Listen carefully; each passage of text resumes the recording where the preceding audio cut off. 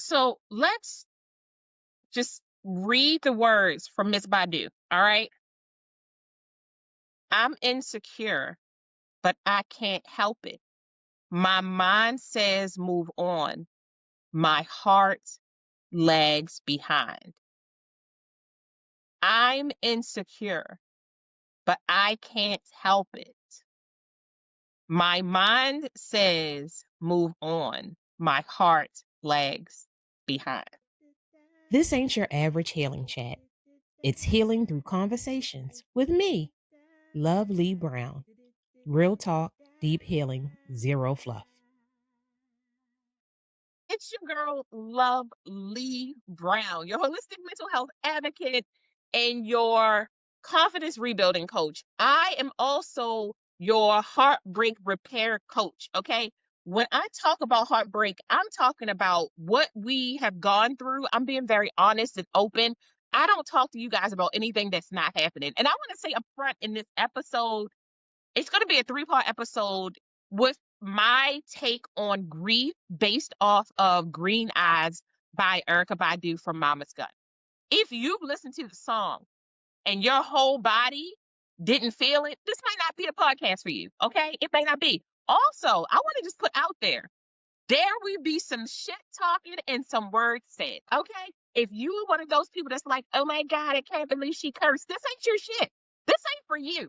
Mm, Hey, hey, I, I'm okay with you going, that ain't for me.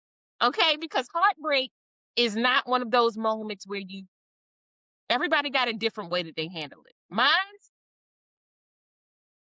Aquarius wanted to burn it or wanted to shut it out. There was no in between, and that's where therapy kicked in. Okay? When you're going through heartbreak, I want you to remember your therapist, your psychologist, your psychiatrist, your coach, your mentors. These are people who on speed dial, baby. Boop, boop, boop, boop, boop, boop, boop. I'm about to do something that may send me to jail. No, just is there a pill? No. If I drink alcohol, oh my God. So I wanted to talk about Mama's Gun because for 2 to 3 years ish, I couldn't listen to Mama's Gun, period. But particularly Green Eye. Baby, when I tell you it would rip me raw every damn time I listen to that um that record. It did something to my soul. And then when I started going to therapy and started really working on healing in a very honest, raw way, I realized two things. A, Miss Badu was receiving messages from somewhere else, and B, she articulated the shit out of grief. She did something that I was not emotionally prepared for. I don't even know if she at the time realized how impactful that particular record was because she may have been going through it herself. And because she was going through it and she was releasing all of these emotions, when you listen to that album, the emotions stayed with the album, baby. It didn't leave. So every time she does it or performs it live or we hear it live, her spirit can go back into that moment. And I said, listen, Miss Badu, I am so open. I'm an open wound. Okay. You're throwing alcohol on my spirit every time I hear this song. So I had to like walk away from that shit. I couldn't do it, but it was the beginning of like unraveling. It was really like the moment where my brain had to start really breaking down. Did this shit just happen?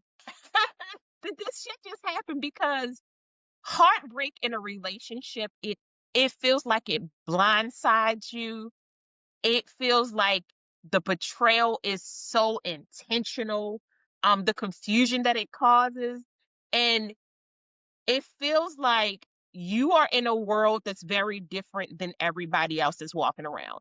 Grief in particular, because the world never stops for your grief, and because heartbreak does not require um grieve it doesn't give you days where bereavement. It doesn't give you bereavement days. Like You go through a breakup. The next day, you're supposed to be at work on 100, dressed to kill, makeup done, presenting top notch. Okay. There is no room for pulling up a chair and taking a deep breath. There's not. There's not. Heartbreak in particular is one of those things where, unless you are in a safer space where you can be like, hey, I need to take off a couple days because some stuff is happening behind the scenes and I need to work on it, where you absolutely have to be 1 fucking 100 and you're not. Okay. Because today's episode is going to talk about five of the emotions that we deal with when we're on the battlefield of relationship grief. It's just different, right? Today we're going to be talking about shock. We're going to be talking about full denial. We're going to be talking about partial denial, anticipatory grief, and insecurities. This is a safe space. If you catch me crying, no, you didn't. Okay? Sometimes we have to admit that our heart was broken. Sometimes we have to be open to talking about grief and heartbreak in a way that is therapeutic, that is more gentle, that is more patient, that is open and raw and honest, and where we're thinking about it in steps, right? So that we can learn how to break down these moments, because it's not just that grief affects outside, right? It affects your nervous system. It affects your brain chemistry. Think about it. It's a core memory. You never lose that feeling, that impact that happens when grief first happens. And it affects how your spirit sees the world, how your soul walks through the world. So that's why we're going to be talking about this today. And I am very passionate about this. Can you tell? I ain't even want to put a wig on for this. I said, babe, we're going to be talking about some shit. And I want to be ready. So first, we're going to be talking about shock. When you hear the word shock, what's the statement? What's the first thought that pops into your head? Because shock is the emotional freeze, right? Shock is the moment where your whole entire nervous system says, you better pause that shit, because I didn't hear what I thought I heard. I'm not even accepting it. Digest what? Turn down for what? What am I sitting down for? Right?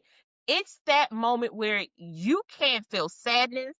You're not even angry yet. Like, you haven't even accepted and or know about the heartbreak, because your mind said, pause, bitch. What just happened? Okay. I know they're not talking. Like, you squinting while the person talking, because you like, I'm not picking up what you putting down, right?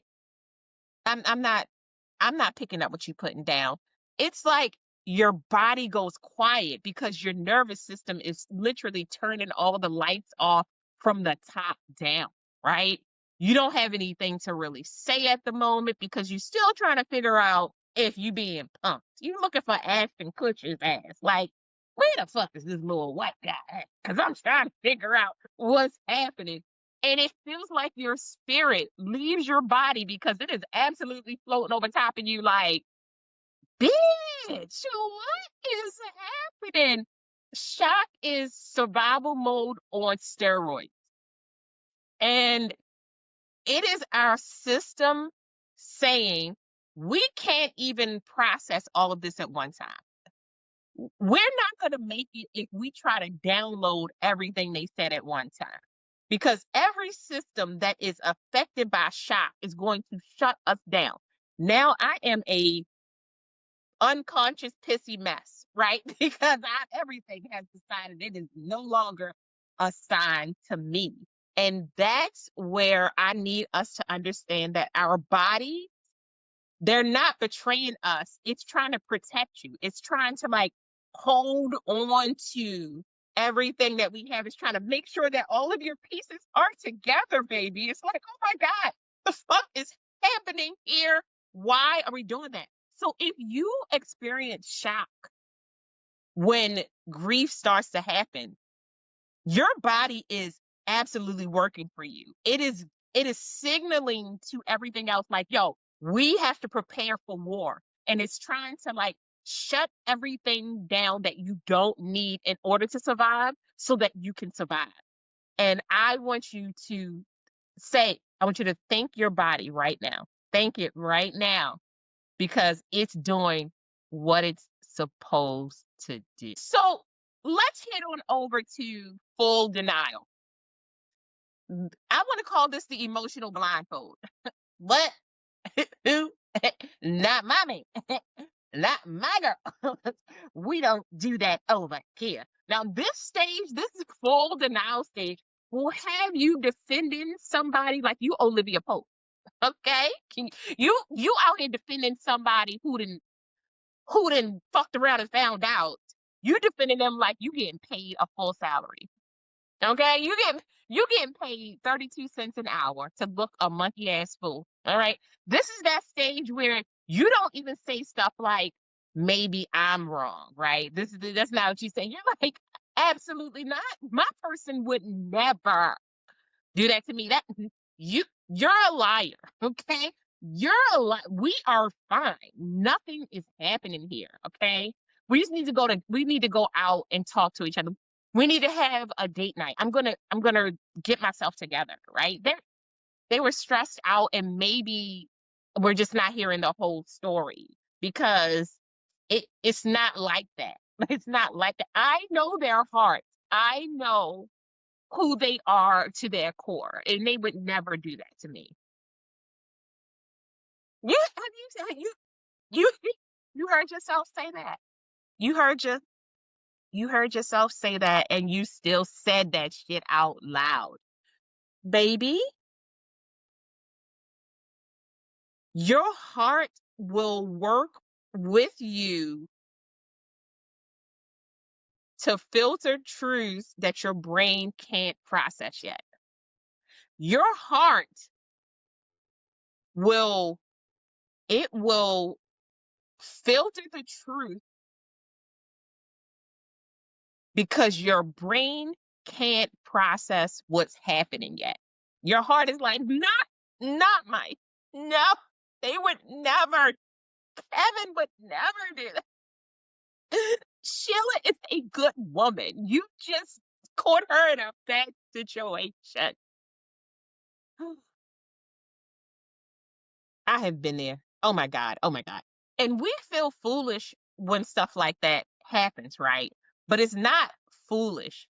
It's attachment. When you fall in love with somebody, when you have given over your spirit to somebody, when you have given over your mind, body, spirit, coochie, finances, listen, it's called digmatized. And a lot of us pretend like we don't, I would never be dick. It taps you on your forehead, and now you all of a sudden are the goddamn Goldilocks, and he's the bear. I just, you know, he gonna eat you, but you still walk in the house and try to cook food for him. I'm just saying. But full denial exists because accepting what's happening in your life at the moment. It would shatter you instantly if you didn't have steps of grief, right? Because we are not ready for full heartbreak. Nobody's ever. It's why you buckle to your knees. It's why people pass out. Full shock is it is elimination. It's the when they turn off the whole building. That's what happens in your head. So when you're not ready for what's coming down the pipeline, first we had shock. What? I don't even understand what the fuck you say. Then we have full denial. Mm-mm. Mm-mm. My person would never do that to me because they know us. They know my heart. They know my heart, right? Which then takes us down this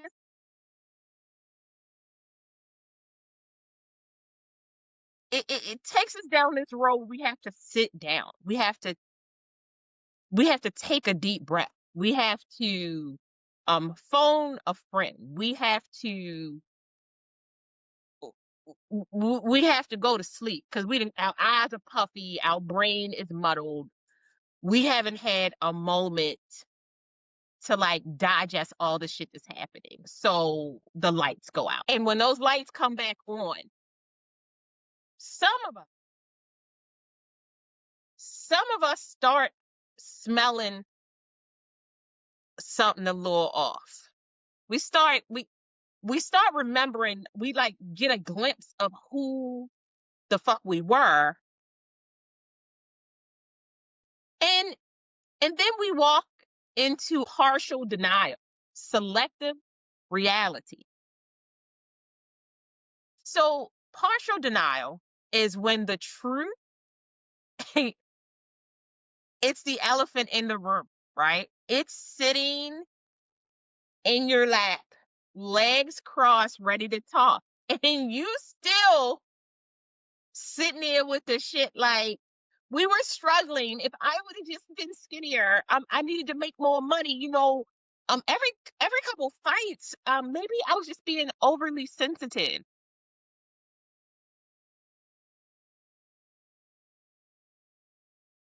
I don't want to make it any bigger than it needs to be.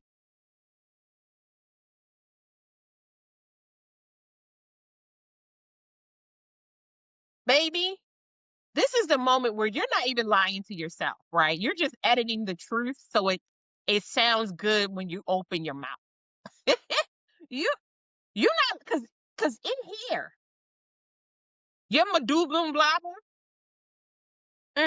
That's what it's called in this episode. And you start editing parts of the truth that you know, like it's hitting you, but you still taking a moment, right?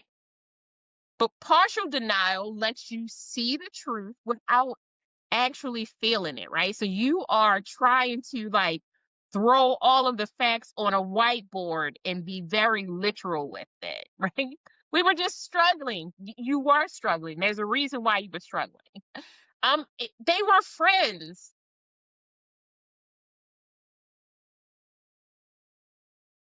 You know when somebody squint at you and move forward that they trying to figure out if they believe you or even if you believe yourself, right? And that stage will have you staying.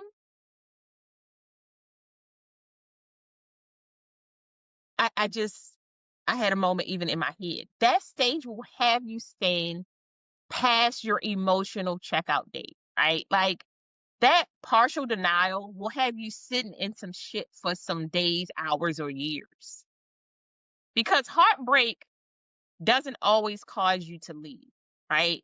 And sometimes partial denial, you'll live in that shit for years because you got other shit. I gotta take care of these kids. I got bills to pay. I don't have time for your shit. Oh my God. How many times have I said, oh, oh, ah, it's been years since I've said it, but I had to go to therapy then. I had to go to therapy. I had to pay somebody a lot of money to talk me down from the burning bed. That's a whole nother story. Anyway, so then when we're talking about grief,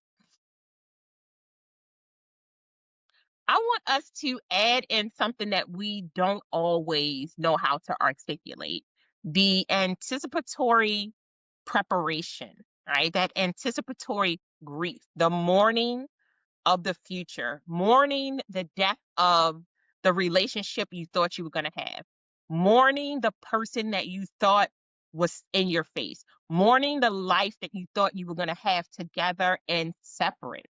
And this one right here, again, because you have shock where your nervous system has shut down the whole body, right?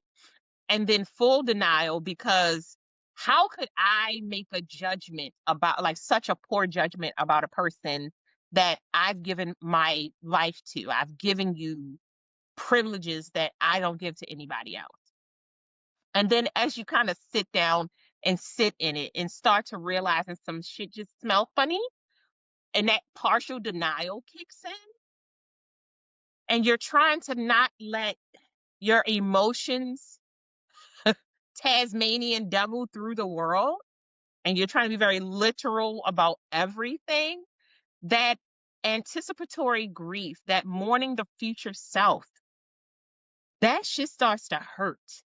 It's like, it's bone deep, right? It's like a fracture, but the fracture is just dangling in there. Because grief happens the moment the relationship that you created in your head and or the relationship that you are building in your head starts to end. Because one thing about grieving in a relationship is that you will grieve at different times in your relationship, even if it's working great, because there are versions of yourself that you lose in any relationship, be it intimate or platonic. um uh Different versions of yourself that you thought you were going to be, that you've pivoted because you realize, oh, I am not as mature as I thought I was. Or you're thinking to yourself, you've bowed down to someone, you've changed who you were, what you were thinking, how you lived your life. Like, it's so many different versions of yourself that shows up, on top of the fact that we just grieve the loss of our 15-year-old selves, our 17-year-old selves, our 20-year-old selves, right? So grief is continuously happening, but the grief is happening because it's helping us articulate and elevate our emotional selves, our mental, our spiritual selves, our mental um, capacity. It's going to continue to help. That's why I talk about grief so much when I am talking to people. I want you to realize that grief is such a healthy tool when you know how to use it, and when you understand that it is for your greater good to go through these different steps. So, because that anticipatory grief sets in, you start to look at life, or look at the relationship. It kind of shows up as like a shift in the tone of how you speak, or how you present yourself, right? The coldness that kind of sets in, you start to kind of pull back, right? You might have been doing 85, now you're doing 52, because you want to put the least amount of effort into this situation, because you're not 100% sure if if the return on investment is really worth it, right? Because you have all these questions that are happening. So sometimes we disconnect ourselves, right? And we start disappearing from certain environments, certain friends, certain events. Because we're trying to work on self-preservation. We're working on figuring out how to navigate this new world that we're in. And you're not 100% sure who all the players in this environment are, right? When she said, "My eyes are green because I eats a lot of vegetables," it don't have nothing to do with your new friend, right? So now I'm trying to figure out how many new friends you have. All right. And and what's going on? What's what's really going on? What part of the show was I supposed to show up in and I didn't? Like, what part, right? Because your intuition has probably been going off multiple times, and we ignored it, right? It was like, I'm being insecure. I'm just being an insecure person. Or you were told you were being insecure and nothing was happening. And so you chose to believe that over what your body was saying, because your nervous system told you a couple of times some shit feel off. But you're like, I want to live this life. I want to enjoy this life. This this life we built together. It's a great life, right? But your intuition grieves the loss before your reality does. Like, your intuition tells you something's off. Wait a minute, something's on my teeth. Your intuition tells you something's off before your reality tells you is off. Your intuition, that lady right there is so silky smooth that like it talks to you all day long. And depending on what kind of trauma you've had, what connection you have with your body, how disconnected you are from your body and your spirit, or the people who have told you that your intuition was wrong so long that that's what you believe, you start to question if your intuition is right, right? That reality starts to become distorted, right? Because not only are you mourning your future self, you're mourning the relationship you thought you were going to have, the plans that you guys were going to go on, the lifetime you thought you were going to be building together. You're mourning the spaces in between, right? The trips to Kohl's. You're mourning your morning coffee. We're no longer going to get Starbucks together. How can I ever walk into Starbucks again? And grief can sometimes make you feel like you're living multiple lives. The life that you're in, the life that you thought was, and the life that never will be again, because all hell then broke loose. All hell then broke loose. Okay, so ah, insecurity. Insecurity. We're on the last leg of this particular episode. Insecurity. When your heart lags behind your mind. Right? So we've discussed that our heart was filtering the truth. Baby, nothing's wrong, everything's right. It's all so good. We're just going through a bit of a trial period right now, right? Insecurity is a stage where your mind knows something's wrong. It's where your mind goes, I think she was playing trickeries on me. But I can't prove it. I can't put my hands on it. I can't touch it yet. But your heart, it still wants to negotiate. It's still like, listen, if you could just stay here, I will cook extra dinners. If we could pretend like nothing's wrong, I'll fold socks. I know I don't like to do it, but I will. I will bend over and take it with no grease. If you could just love me again. So let's go back to the lyrics, right? I'm insecure, but I can't help it. My mind says move on. My heart lags behind. I don't love you anymore. I'm so insecure. Never knew that love did this, right? Never knew love did this. So you'll start asking questions like, why wasn't I enough, right? Now you're like digging into these moments of anger and bartering, and then denial, anger and bartering, and then denial, anger and bartering, and then denial. Who are you talking to now, right? Why are you on the phone? Then you go back to, am I losing them? Baby, they was lost when you found comparison. What do you see in that person? What about me made you feel like that it was okay, right? What do you see in them that you don't see in me? And listen, feeling insecure after betrayal, it's so fucking normal, yo. And they make you feel like it's not. You doing too much. You doing too much. You acting out. You acting out. That's why you have all these people who say stuff like, if you treat a woman real good, you give her higher expectations. You gotta treat her like shit so she just accept the bare bottom, like the bare minimum. Who the fuck are you? And can I sew my coochie up? I'm just I want us to understand that when insecurity happens, it's it's it's not a weakness, it's not desperation, it's our emotional attachment wound screaming for reassurance. It's us, it's our little selves going, oh my God, what is happening? Everything seemed like it was good. It's trying to figure out if we still have a home. It's trying to figure out if the car still works. It's trying to figure out if the world is burning. It's looking for somebody to hold on to so that some normalcy kind of kicks in.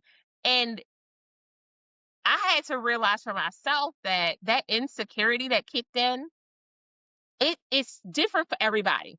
Healing looks different, grieving looks different for everybody. But your insecurity, it can become a roadmap for healing if you're really willing to do the work, right? Because insecurities shows us that we need more nourishing within ourselves. Insecurities show us that we may have given our power away or had our powers taken away from us. And that's what we are working towards. It is not easy. You will 100% be feel shock, full denial, partial denial.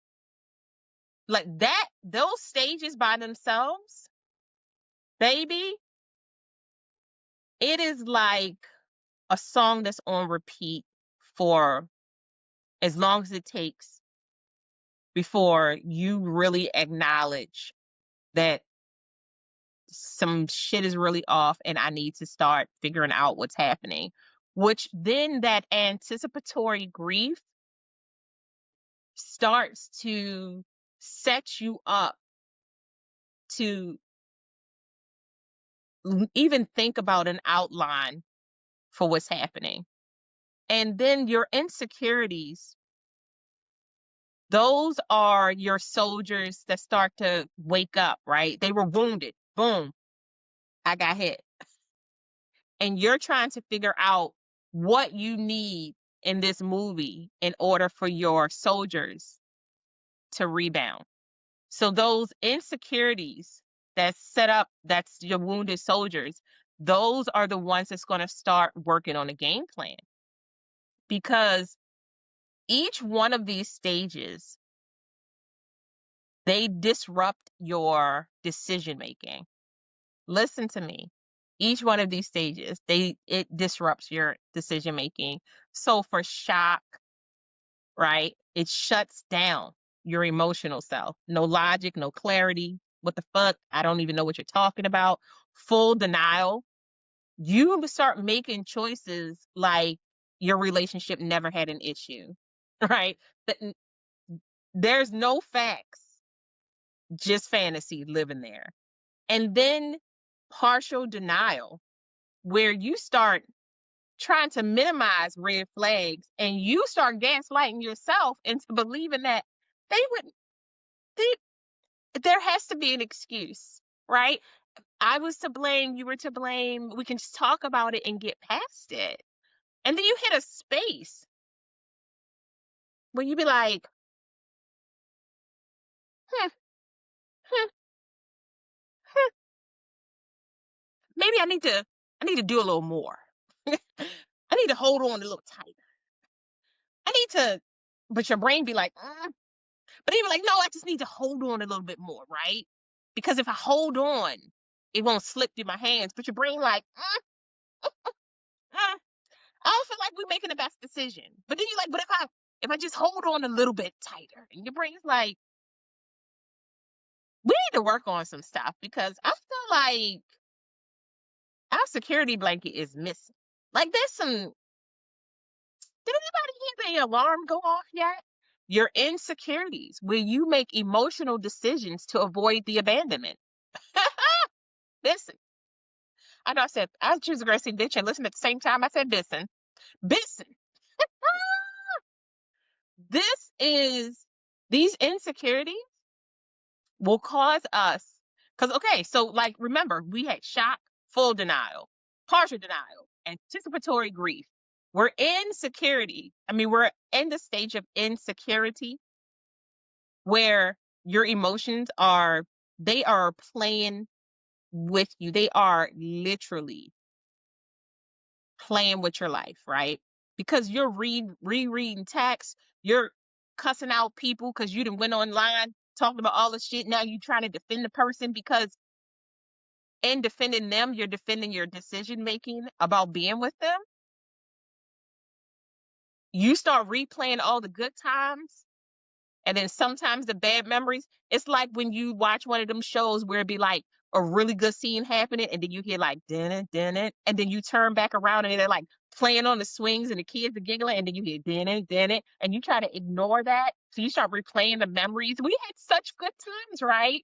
You start answering phone calls and shit that you know you shouldn't, responding to text, trying to justify the disrespect that we had, right? Because you really fear the unknown. You've invested and you fear leaving. You fear losing the love that you perceived you had, right? And I want us to know that our brains, they're not broken. it's it feels like a bunch of shit happening up here, right? It's a bunch of whoop-de-doo happening up here. But it's really our brains trying to keep us safe. It's trying to figure out, what do we need to do in order for us to not just combust? What do we need to do in order to stay here? Because again, like I said earlier, you can receive the shock and it literally stops your heart, right? Broken heart syndrome. It's a thing. Look it up.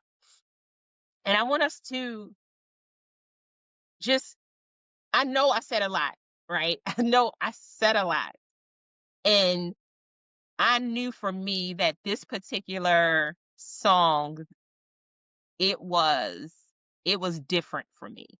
And I could do like a 30-day dissertation on Green Eyes all by itself because of how profound this song is. And now when I listen to it, I feel so empowered. I feel invigorated, and I feel emboldened to like talk about it and say all the things, right? Um and I want us to learn how to affirm who we are through these stages, right? I give myself permission to see clearly, to feel truthfully, and to choose courage, right? In my clarity, I understand that I am rising and I'm trying to find my power. But it's not easy. It's not easy. And believe you me, insecurity, what? Anticipatory grief, partial denial, full denial, shock. And you want me to rebound from that? I heard. So every time I do a podcast, especially a solo one, I try to give you either affirmations, journal prompts, because I believe in having as many tools in your mental health toolbox. And healing tools look so different for everybody, right? It looks so different for everybody. But our journal prompts for this particular episode will be, where am I holding on to the fantasy instead of the reality? Journal prompt number 2, what truth have I been afraid to say out loud? And journal prompt 3, how does my body react when I imagine letting go? How does my body react when I imagine letting go? Again, coach, mentor, therapist, counselor, psychologist, uh, you, psychiatrist, you, friend, pastor, safe spaces, people who allow you to be you without trying to trademark themselves into your life, right? They allow you to articulate yourself, they allow you, they affirm who you are, they affirm your pain, and then they can be assertive in how they help you get through these stages based off of how you receive messages, right? Because those journal prompts aren't easy. Those journal prompts aren't easy, but that's why we're working through them together. It's a lot. It's a long podcast. I told y'all I could talk about this forever, but I want us to remember that shock freezes you, full denial protects you, Partial denial delays the pain, anticipatory grief prepares you, and insecurities reveal who you are. Baby, we're just preparing for clarity. We're working on rebuilding our power in ourselves. And I want us to take a deep moment and like download this podcast in pieces. It can be insane to go through this. And especially if you're going through it, it takes so many restarts to pivot and rebuild and even accept that you're going through it. In our next episode, we're going to be in the midst of it. We're going to be walking through the fire of life. We're going to be talking about anger, anxiety, guilt, numbness, and bargaining. Whew. All the things that we put up with. Yes, trust me. Trust me. We're going to be loud, we're going to be honest, and we're going to be talking about things that's necessary. So until next time, I want you to remember that we're learning how to articulate our feelings, wants, needs, and desires so that we can better advocate for ourselves and the people that we love. We're learning how to heal from the inside out. Whew, because we're healing through conversations, baby. Yes, we are. I will talk to you guys soon. Lovely out. Thank you so much for joining us.